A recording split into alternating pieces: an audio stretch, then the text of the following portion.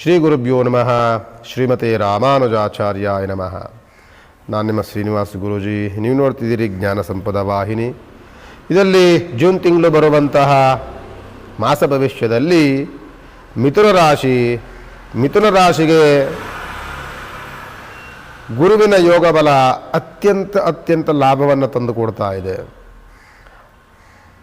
ಹಣಕಾಸಿನ ಅನುಕೂಲದಿಂದ ಹಿಡಿದು ಕೈ ಹಾಕಿದ ಕೆಲಸಗಳಲ್ಲೆಲ್ಲವೂ ಪ್ರಗತಿಯನ್ನು ಕಾಣುವಂತಹ ಯೋಗದಿಂದಿಡಿದು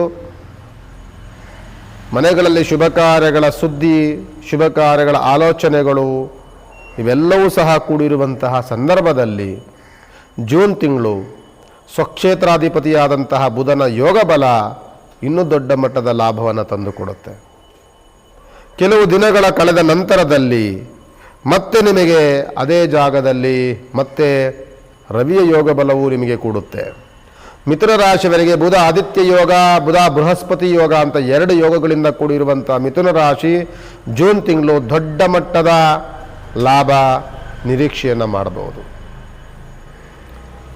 ಹೊಸ ಕೆಲಸಗಳನ್ನು ಆರಂಭ ಮಾಡಲಿಕ್ಕೆ, ಹೊಸದೇನಾದರೂ ವಸ್ತುಗಳನ್ನು ಖರೀದಿ ಮಾಡಲಿಕ್ಕೆ, ಮನೆಯನ್ನು ಕಟ್ಟುವಂತಹ ಯೋಗ, ಭೂಮಿ ಖರೀದಿ ಮಾಡುವಂತಹ ಯೋಗ, ಹೊಸ ಕೆಲಸಗಳನ್ನು ಆರಂಭ ಮಾಡುವಂತಹ ಯೋಗ, ಹಣಕಾಸಿನ ಹೂಡಿಕೆಯನ್ನು ಮಾಡುವಂತಹ ಯೋಗ, ಹೊರ ದೇಶಗಳಿಗೆ ಹೊರ ರಾಜ್ಯಗಳಿಗೆ ಪ್ರವೇಶವನ್ನು ಮಾಡುವಂತಹ ಯೋಗ, ಅತ್ಯಂತ ಅನುಕೂಲಕರವಾದಂಥ ವಾತಾವರಣಗಳು ನಿಮಗೆ ನಿರ್ಮಾಣವಾಗುತ್ತೆ.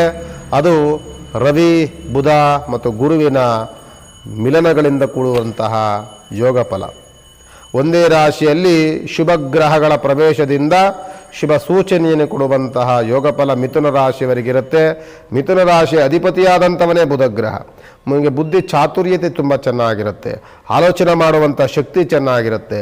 ಈ ಮಿಥುನ ರಾಶಿಯಲ್ಲಿ ಯಾರಾದರೂ ಕಲಾವಿದರುಗಳಿದ್ದರೆ ಉತ್ತಮವಾದಂಥ ನಿಮಗೆ ಅನುಕೂಲಕರವಾದಂಥ ಕೆಲಸ ಕಾರ್ಯಗಳು ನಿಮಗೆ ಆರಂಭವಾಗುತ್ತೆ.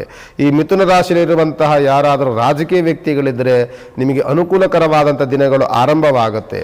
ಇದೇ ಮಿಥುನ ರಾಶಿಯಲ್ಲಿ ಯಾರೋ ವಿದ್ಯಾರ್ಥಿಗಳಿದ್ದಾಗ, ಓದುವಂಥ ಮಕ್ಕಳಿಗಂತೂ ಉತ್ತಮವಾದಂಥ ಜ್ಞಾಪಕ ಶಕ್ತಿ, ಉತ್ತಮವಾದಂತಹ ವಿದ್ಯಾ ಯೋಗ ಫಲ ಇವೆಲ್ಲವೂ ಸಹ ಸಿಗುವಂಥ ದಿನಗಳು ಜೂನ್ ತಿಂಗಳಲ್ಲಿ ಮಿಥುನ ರಾಶಿಗೆ ಸಿಗುತ್ತೆ.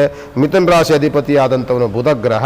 ಬುಧಗ್ರಹ ಅಧಿಪತಿ ಆದಾಗ ನೀವು ಮಾಡಬೇಕಾಗಿರುವಂಥದ್ದು ಹಯಗ್ರೀವ ದೇವಸ್ಥಾನ ಸಿಕ್ಕಿದ್ರೆ ಹೋಗಿ, ಅಥವಾ ಪಂಚಮುಖಿ ದೇವಸ್ಥಾನಕ್ಕೆ ಹೋಗಿ ಒಂದು ನಮಸ್ಕಾರವನ್ನು ಮಾಡಿ. ಇದು ಸಿಕ್ಕಲಿಲ್ಲ ಅಂದರೆ ಶ್ರೀಕೃಷ್ಣ ಭಗವಂತ, ಅದರಲ್ಲೂ ಸಹ ಕೃಷ್ಣನ ದೇವಸ್ಥಾನಕ್ಕೆ ಹೋಗಿ ಆರಾಧನೆಯನ್ನು ಮಾಡೋದರಿಂದ ಮಿಥುನ ರಾಶಿಯವರಿಗೆ ಇನ್ನೂ ದೊಡ್ಡ ಮಟ್ಟದ ಅನುಕೂಲಕರವಾದಂತಹ ದಿನಗಳು ಖಂಡಿತವಾಗಿ ಜೂನ್ ತಿಂಗಳು ನಿಮಗೆ ಸಿಗುತ್ತೆ. ನಮಸ್ಕಾರ.